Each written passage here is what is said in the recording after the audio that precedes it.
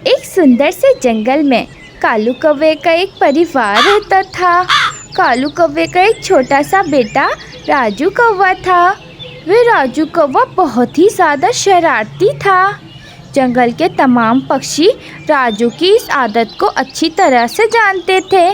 कालू कौवा और इसकी पत्नी राजू कौवे को कुछ भी नहीं कहते थे। वो हमेशा इसकी शरारतों को हंसी में उड़ा देते थे। अरे राजू, तुम कहाँ जा रहे हो? तुमने सुबह से भोजन भी नहीं किया। इतनी भी क्या जल्दी है? घर में तो तुम्हें सुकून ही नहीं होता। सुबह हुई नहीं और तुमको घर से बाहर जाने की पड़ जाती है। कभी घर में भी टिक जाया करो। अरे पापा, मुझे बाहर खेलने जाना है। जंगल में आज हमारा क्रिकेट का मैच है। मेरे सब दोस्त आ चुके होंगे। मुझे भी अब जल्दी से जाना है। इतना कहकर राजू कौवा उड़कर अपने घर से बाहर चला जाता है। अरे कालू, वह राजू हमसे झूठ बोलकर जाता है। इसका कोई मैच नहीं होता। ये जंगल में जाकर दूसरे पक्षियों को तंग करता है। मुझे तो डर है वे सारे पक्षी मिलकर हमारे राजू कौवे के साथ कुछ करना दे। अरे सुंदरी, कैसी बातें कर रही हो? किसी की इतनी हिम्मत नहीं कि वो राजू कौवे को हाथ लगा सके। वे कालू का बेटा है और इस जंगल में भी सब कालू से डरते हैं। इधर राजू कौवा उड़ते उड़ते एक दरख्त पर जाता है और दरख्त पर जाकर बैठ जाता है। अरे, अब घर से तो कैसे तैसे निकल आया हूँ। अब क्या करूँ? पक्षियों को तंग करने का मेरा तो बड़ा मन कर रहा है। कहाँ जाऊँ, किधर जाऊँ? हमारा तो आसपास कोई नज़र नहीं आ रहा। तभी राजू कौवे की नज़र पास वाले दरख्त पर पड़ती है, जिस पर एक घोंसला रखा होता है। राजू सोचता है, अरे, आज इस घोंसले की खैर नहीं। आज तो मैं इस पे ज़मीन पे गिरा दूँगा।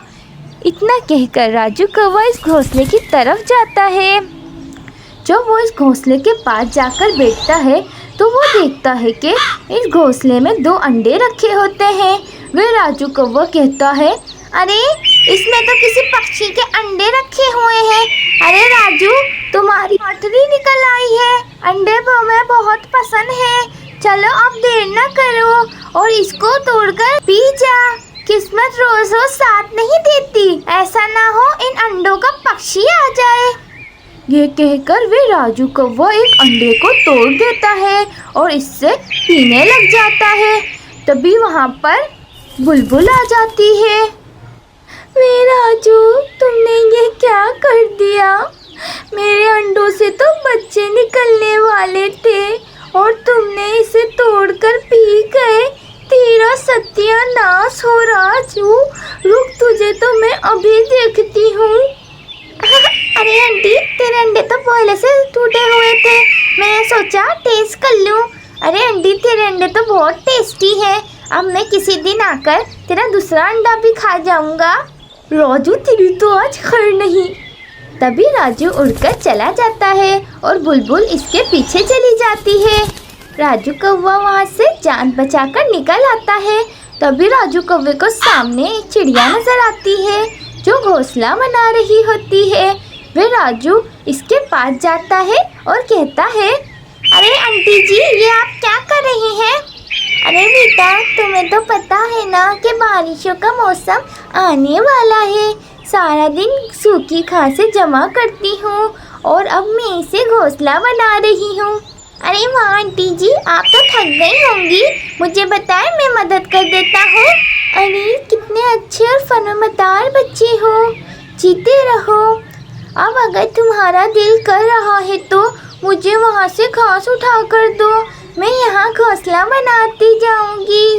राजू कौवा घास उठाकर आता है और नीचे पानी में फेंक देता है। तुमने ये क्या कर दिया? सारा दिन कितनी मुश्किल से मैंने सूखी घास जमा किया और तुमने मेरी सारी मेहनत पे पानी फेर दिया। अरे आंटी, मैंने जानबूझकर नहीं किया, बल्कि ये तो मेरे पाँव से फिसल गया। मैं तुम्हारी चालाकियों को अच्छी तरह समझ चुकी हूँ। अब चले जाओ यहाँ से। राजू कौवा वहाँ से चला जाता है और एक दरख्त पर जाकर बैठ जाता है। अभी राजू कौवे की नज़र नीचे पड़ती है तो राजू कौवा देखता है कि नीचे उल्लू साधु अपनी तपस्या कर रहे होते हैं। बुलबुल और चिड़िया आंटी को तो मज़ा चका दिया है, अब इस उल्लू साधु की बारी है। वे सामने ज़मीन पर जो पत्थर पड़ा है वही उठाकर उल्लू साधु के ऊपर गिरा देता हूँ। राजू कौवा वो पत्थर उठाकर उल्लू साधु पर गिरा देता है और वो कंकड़ सीधा आकर उल्लू साधु के सर पर रखता है। अरे मूर्ख कौवे, ये तूने क्या किया? मेरी तपस्या ही तोड़ दी।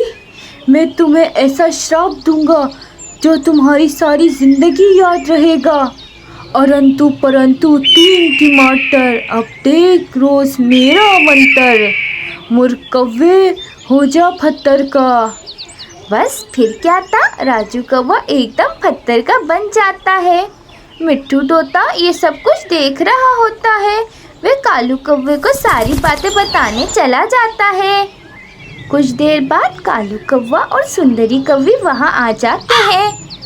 अरे साधु जी, अरे हमारे राजू को माफ़ कर दो, वो अभी बच्चा है, नासमझ है, शरारती है, लेकिन मैं इसे समझाऊंगा, वो बिल्कुल ठीक हो जाएगा। वो आइंदा किसी भी पक्षी को तंग नहीं करेगा। अरे कालू, तुम्हारे राजू ने क्या किया? अब इसे इसकी सज़ा भुगतनी पड़ेगी। इस सज़ा का मिलना बहुत ज़रूरी है, वरना इसे सबक कैसे मिलेगा? ये अब सूखे मौसम तक ऐसी पत्थर का रहेगा। अब तुम यहाँ से चले जाओ और अब कुछ नहीं हो सकता।